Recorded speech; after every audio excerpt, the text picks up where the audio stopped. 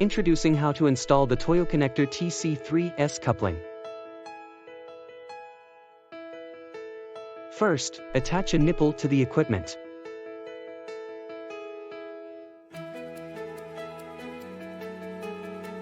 Next, pass the cap nut and sleeve through the hose, and insert the hose into the nipple.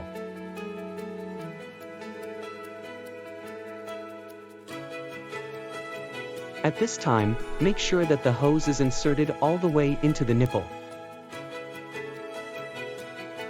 Installation is complete after attaching the cap nut until no gaps are present.